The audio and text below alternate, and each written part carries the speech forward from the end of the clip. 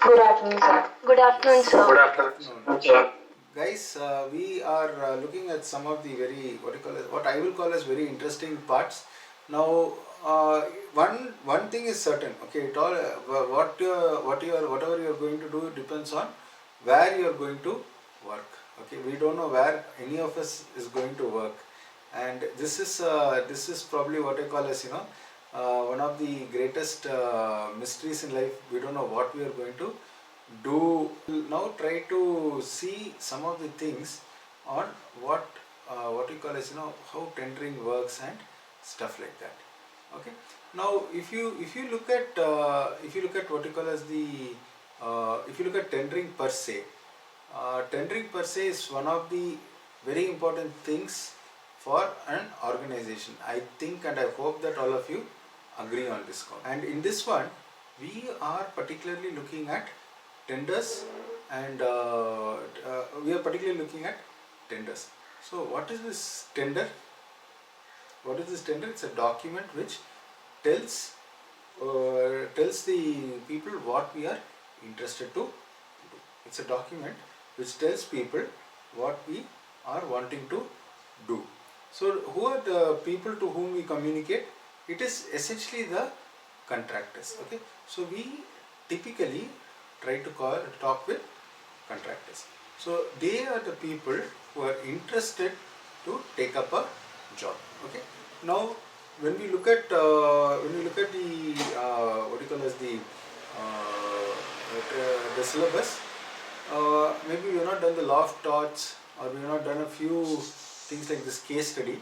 But one thing what we have been doing is we've been looking at things like this: pre-qualification, bidding, accepting, and in the previous class we were looking at how we can evaluate tenders. So if you look at evaluation, it's not just a matter of evaluation that we give. If it's the owners people, they try to first get an agreement or concurrence with their bosses. What is the amount to which we are willing to negotiate? See, for example, the course of tendering, you might find that there is a that you get some better deals. So maybe like you spend 5% more on the project, but then overall the what you call as the benefits you accrue is 10 or 15 percentage. So are we going to crib for the initial 5 percentage? So now usually what happens is, as an employee you may say, alright, 5% you invest, it's going to be very easy.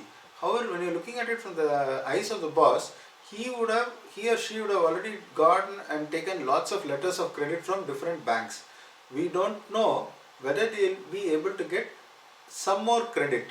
Okay, that 5%, when you're talking about say 100 million contract, is still 5 million, which is not a very easy sum for anybody. So this means approvals and all the other things.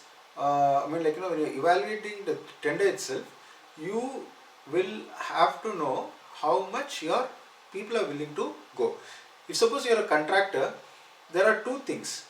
Sometimes we take a project even at a loss. For example, Chennai Airport was taken even by my company at a loss. The terminal building expansion. Reason, they didn't have airports in the portfolio, so they could not bid for other airport projects. So what do? Initially go for a joint venture, you can get the job, and then subsequently all the jobs you pre-qualify on your own. So sometimes as a strategy, if you're from the contractor side, you don't mind losing some money to gain something more. And on the other hand, if you're on the owner's side, it is again a problem. It doesn't mean you are rolling in money. You need to take a conscious decision. So when you are evaluating tender, so many other factors also come into picture. But essentially, it will boil down to cost. So if you see here, if you can see, they are talking about evaluating it from the technical point and also from a commercial point of view.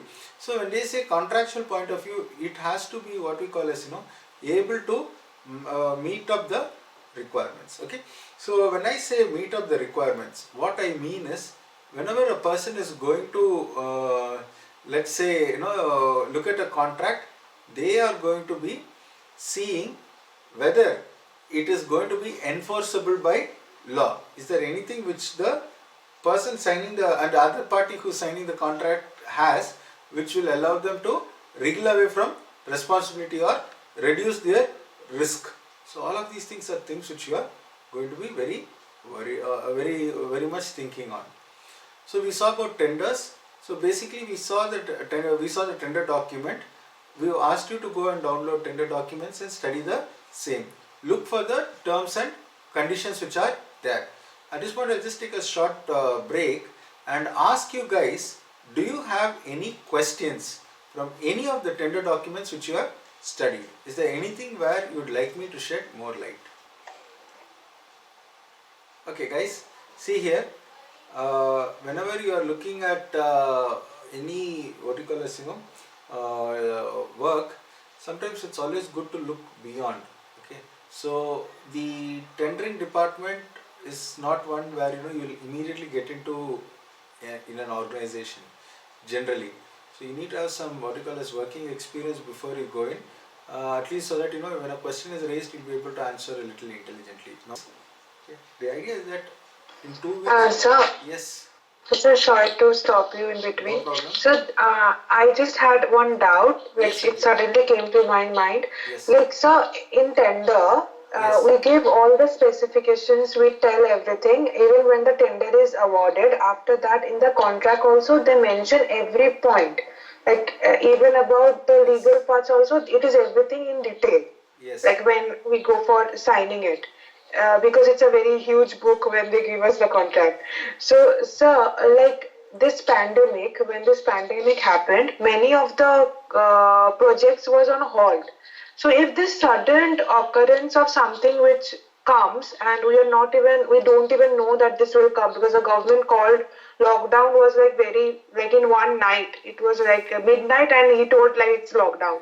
Okay. So, like, sir, in this situation, what is that also mentioned in the contract? That is what you will find, act of God, one line. Okay, so this is also taken as act of God only. Did a pandemic happen because war? Yeah, I understand. See, if suppose it has been that country X deliberately sent the virus, okay, then it becomes an act of war, or it can be an act of terrorism. Yeah. Okay, or you can put a blame on God. So you can choose ABC, Inky Pinky Ponky. Okay, how nationalist you are or what is your viewpoint, I leave it to you. So you can take whichever one you like. But I hope you get the answer. Guys, this is more encouraging for me that a question comes, right? And I'll do one thing. One of my students is managing about maybe 300 or 400 crore project with a FIDIC this one. And he also suffered greatly because of he's a project management consultant, so he is enforcing the contract. So can we have a session with him? Ankita, Paul, thank you for asking the question. And we were looking at some of the general points of a tender process, and we saw some of the timelines. So there are dates for everything, and after you submit everything, when the job is awarded, then the tender document essentially forms the very important part of the contract document also. Okay. Now what we will do is we will study a pre-bid query document. Excuse me, sir. Yes, please. Sir, for contracts, there is any required for notarization or any stamp paper agreement or such a thing? See, depending on what is the type of contract you are signing, it will be there.